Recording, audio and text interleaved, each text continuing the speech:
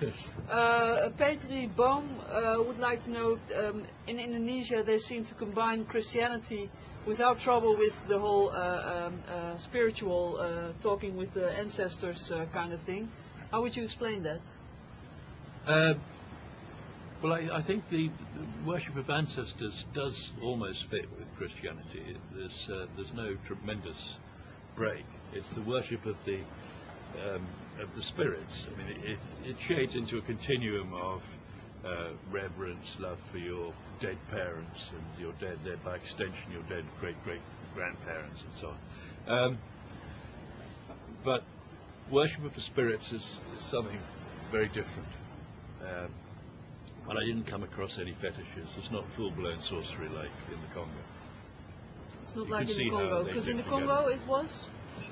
Well, in the Congo, I told this, as it turned out, the grandson of a wonderful old man with a great goiter. Well, he wasn't that wonderful, I suppose, dressed in black. All these things happened at midnight.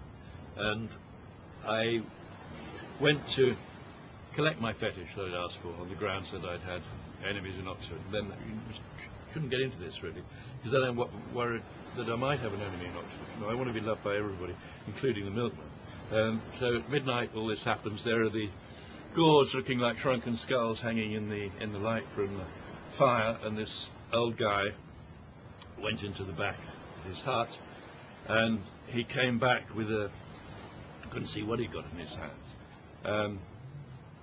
And he put it, but he held it in front of me, and it looked like a little mouse in a furry bag with a tail. It's wrapped in monkey fur. And the language of power there, it has to be different from normal language. Well, the Bantu are huge guys with deep, deep voices, massive voice production. But so the language of power is very high. And he said, "Redmond, Mr. Redmond, this is a fetish for your protection only. You must not cross water too often. Your very closest friends, the 4 people you hunt with, may touch it. But if your wife washes her private parts with it, it will lose its power at once." And I didn't think it was at all funny until about 3 days later. Such was the power of this. And it's, well, he also said that it had a child's finger in it. And this child's finger will protect you from thoughts that are old and sad. And the child's finger will give you energy to keep you free from all worries. So I still got it, but I lost it. See the power of these things. I lost it in the Hotel New York in Rotterdam. Now, in the restaurant. So if I was playing around with it. No, wait, it's a wonderful hotel. I'll give it a plug again. So I went absolutely sweating, went to the management and said, "Look, I've lost my fetish." Now, you could only do this in Holland. In England, they'd say, "Have you indeed?" And they'd say, "Well, just sit down a minute." And they'd ring backstage. A white van would come, and you'd be deported. In Holland, no, it was wonderful. I explained what it was, and it had a child's finger in it. It was completely unfazed, the Dutch. Yeah? And that huge hotel, that wonderful hotel where the women all wear leathers. And they cast down 13 of those huge bins on the pavement, and they put all the staff onto it, and they found my fetish. And just before I had to go on the Carol van der Graaf show that night, a guy on a motorbike arrived, and he came onto the backstage with a pink packet done up in a pink ribbon, and I opened it, and there inside was the fetish, yes, tied up in pink ribbon, and they sprayed it with something nice, and I couldn't believe it. Really? Yeah. Wow. Nowhere else on earth, only in Holland would people take your fetish seriously. Just a reminder, voor wie net op de site naar de webcam kijkt, we zitten hier met Redmond O'Hanlon, obviously. We beantwoorden vragen die jullie stellen via Twitter. Je kunt hekje vpro BGL in je Twitter opnemen, in je Twitterbericht. En dan zien we het hier voorbij komen en dan kunnen we je vraag stellen aan Redmond. We hebben ook allerlei clippercrewleden om ons heen staan, dus als je vragen hebt over het schip of over zeilen, dan zijn die ook welkom. Another questions, many questions coming in. Redmond, do you still sleep with Anthony in a double bed like in earlier episodes, or was that all a setup? No, we don't anymore. We've been separated. Terribly sad. And his room is full of his artwork. Yes, what? What about your room? Well, the captain took a moral line on